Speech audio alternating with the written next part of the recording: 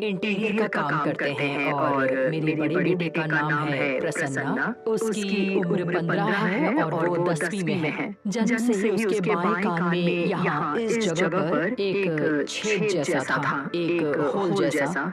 और उसके जन्म के समय मुझे इस बात का पता नहीं था। जब वो 4 महीने का था, अचानक उसके कान से लेकर सिर तक सूजन शुरू हो गई थी। तब मुझे समझ नहीं आया कि ये क्यों सूज रहा है। वो बस 4 महीने का बच्चा ही था। मैं समझ नहीं पाई कि उसके सिर तक इस तरह सूजन क्यों हो रहा है। मैं उसे अस्पताल ले गई, तब उन्होंने कहा कि 1000 बच्चों में से 5 से 10 बच्चों को इस तरह का छेद होता है। इसे प्री ऑरिकुलर साइनस कहते हैं। ये बार-बार संक्रमण करता था। उन्होंने कहा कि आप इसे धूल से बचाइए, तेल से बचाइए, हाथ से मत छुइए, एंटीबायोटिक लेने से ठीक हो जाएगा, नहीं तो बहुत परेशानी हुई तो बाद में सर्जरी करनी पड़ेगी। तब मुझे समझ नहीं आया कि क्या करना है। तब मैंने प्रार्थना की। ये हल्का-हल्का हर 6 महीने में एक बार या 3 महीने में एक बार संक्रमण करता रहता था। 5 साल की उम्र से ये अधिक परेशान करता रहा। हर 10 दिन में एक बार संक्रमण होता और उसमें से बलगम और पस निकलता रहता था। हर समय एंटीबायोटिक देना संभव नहीं था। उसके कान का इन्फेक्शन जब शुरू होता तो कान बहुत सूज जाता था, बहुत ही तकलीफ में होता था वो। अगर थोड़ा-थोड़ा सूजता तब सुनाई देता था, लेकिन जब बहुत सूज जाता तब वो सूजन के कारण कान खुद ही बंद हो जाता था और फिर इस तरफ से जो भी बोलते मुझे सुनाई नहीं देता। ऐसा लगता था कि कोई कुछ बोल रहा है तो कान को इस तरफ घुमाकर दूसरे कान से सुनना पड़ता था। सूजन होकर कान पूरी तरह बंद हो जाता था।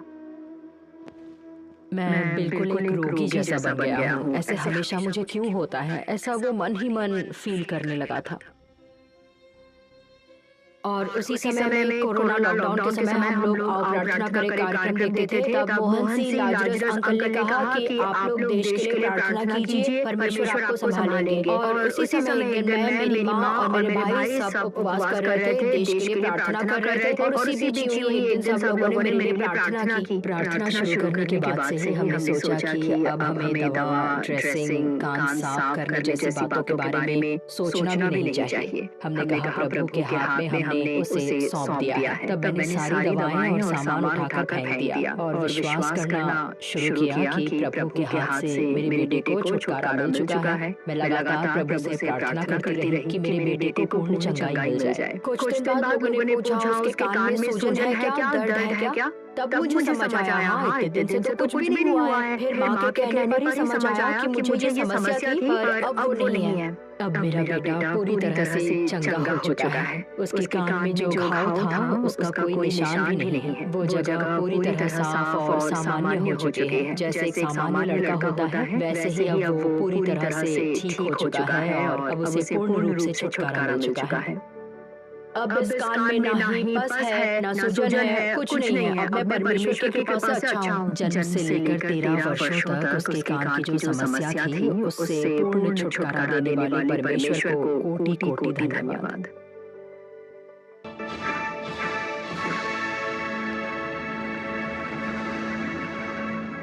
मेरे प्रियजनों, यीशु मसीह के नाम में आपको मेरे प्रेम पूर्ण शुभकामनाएं।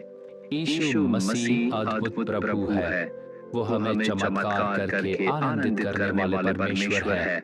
हमारे हृदय को दुख देने वाली, हमें पीड़ा देने वाली, हमें घाव देने वाली बीमारियां, समस्याएं, संघर्ष, चाहे वो कुछ भी क्यों न हो, यीशु उसे बदलकर हमें आनंदित करने वाले परमेश्वर है।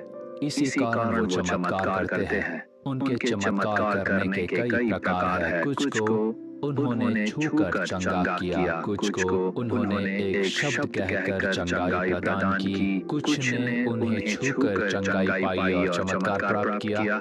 इस प्रकार उनके चमत्कार करने के कई तरीके हैं। विश्वास के साथ प्रार्थना करने पर चमत्कार होता है। कुछ लोग स्वयं को नम्र करके पाप स्वीकार करके प्रार्थना करते हैं, तभी उनके लिए चमत्कार होता है। आज आपने एक गवाही देखी बहन चंद्रा फातिमा की, जिनके पुत्र को 13 वर्षों से कान की समस्या थी। उसके कारण कितनी मानसिक पीड़ा, दुख, चिंता, उसका भविष्य ही उसके लिए प्रश्न चिन्ह बन गया था। और ऐसी स्थिति में जब उन्होंने हमारे आओ प्रार्थना करे कार्यक्रम देखा तो उसमें दी गई सलाहों पर उन्होंने ध्यान दिया। उसमें से एक था, देश के लिए प्रार्थना कीजिए, आपके सारे बंधन टूट जाएंगे। उन्होंने इस पर विश्वास किया। भारत देश भारतीय लोगों के उद्धार और छुटकारे के लिए प्रार्थना की। जब दूसरों के लिए प्रार्थना की, तब उनके जीवन में क्या हुआ देखिए। उनके बेटे को पूर्ण छुटकारा मिल गया। उनके दुष्ट बंधन से उन्हें मुक्ति मिली। क्या ऐसा भी होता है? हाँ, ऐसा हुआ है। हाँ, देखिए बाइबल में अय्यूब के बारे में अध्याय 42 और वचन 10 में क्या लिखा है, मैं पढ़ता हूँ। जब अय्यूब ने अपने मित्रों के लिए प्रार्थना की, तब यहोवा ने उसका सारा दुख दूर किया।